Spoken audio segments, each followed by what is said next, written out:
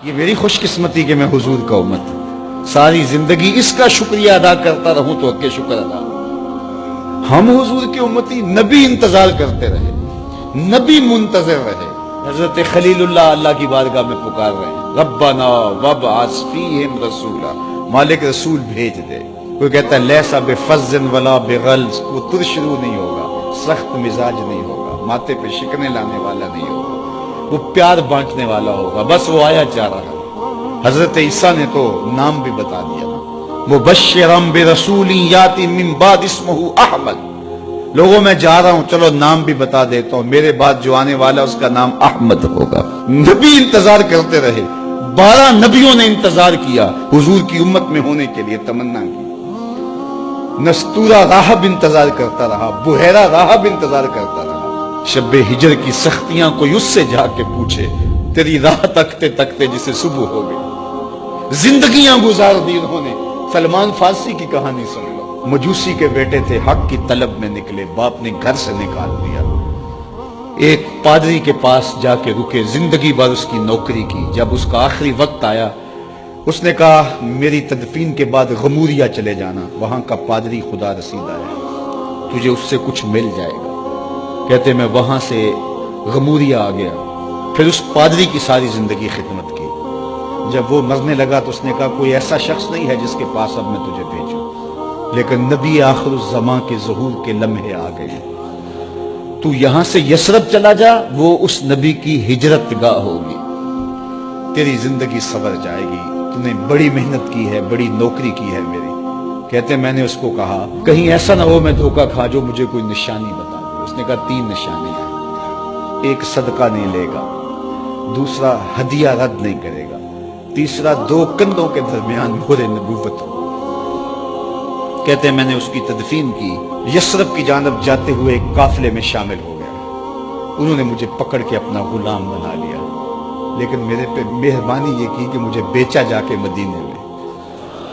ایک یہودی نے مجھے خرید لیا. میں اس کے باغ میں گوڈی کرتا تھا، کام کرتا تھا، کھجوریں توڑتا تھا، لیکن میں انتظار میں تھا کہ کبھی وہ نبی آخر الزمان آئے تو مجھے دید ہو. کبھی عرش پر، کبھی فرش پر، کبھی ان کے در، کبھی در بدر.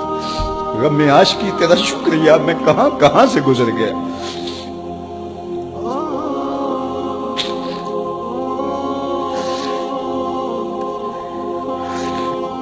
کہتے ہیں ایک دن میں اپنے باغ میں کھجوریں توڑ رہا تھا کہ ہواؤں میں مستی پیدا ہو گئی اور ہر سمت سے طلع البدر علینا کی صدائیں گونجنے لگی. میں سمجھ گیا کہ وہ لمحے آ گئے. میں نے چھلانگ لگا دی اور دوڑ پڑا.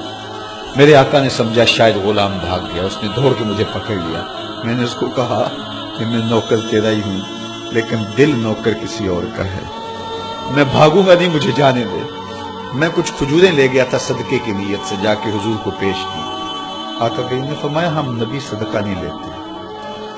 کہتے ہیں نشانی ایک پوری ہو گئی. کہتے ہیں کہ میں کچھ دنوں کے بعد اور کھجوریں لے گیا اور میری نیت ہدیہ کی تھی. میں نے پیش کی، حضور نے قبول فرما لی.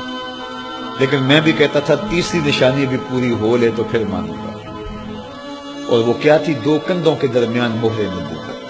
کہتے ہیں ایک دن حضور میرے باغ میں آئے اور آقا کریم نے اپنے مبارک کندھے پہ چادر رکھی ہوئی تھی اور چادر کی اوٹ میں مہر نبوت چھپی ہوئی تھی. اور میں پیچھے ہو کے دیکھتا تھا اور میری آرزو یہ تھی کہ کوئی تیز جھونکا ہوا کا آئے اور چادر ہٹ جائے اور میں مہر نبوت کی زیارت کر لوں. حضور میرے ارادہ قلب سے آگاہ ہوئے. فَأَلْقَى إِلَيَّ رِدَاءَهُ، حضور نے چادر اتار کے میری جانب پھینکی اور پھر ایسے رخ کر کے فرمایا انظر الی ما امرت بہ، اس پادری نے جو بتایا تھا دیکھ لے آ کے. تو کہا میں نے دیکھا کہ حضور کے کندھوں کے درمیان.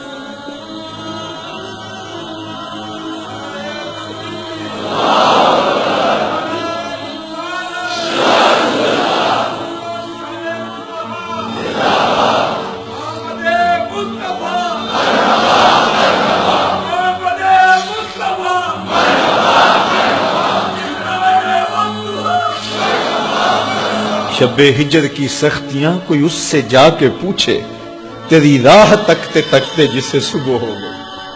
ہم نے تو کوئی انتظار نہیں کیا نا، ہم نے تو کوئی دکھ نہیں سہا، ہم سوئے تھے مقدر جاگ اٹھے، ہمارے والد مسجد سے مولوی صاحب کو بلا لائے، انہوں نے کان میں آ کے کہا مبارک ہو تو حضور کا نوکر بن کے آ رہا۔ میرے والد گرامی ایک شعر جھوم کے پڑھا کرتے تھے، محمد جانے جانا ہے پیغمبر ہو تو ایسا ہو، رسولوں کی بشارت سے مبشر ہو تو ایسا ہو، امر توقیر کا سب کو موکر ہو تو ایسا ہو، کیا ہم کو غلام ان کا مقدر ہو تو ایسا ہو۔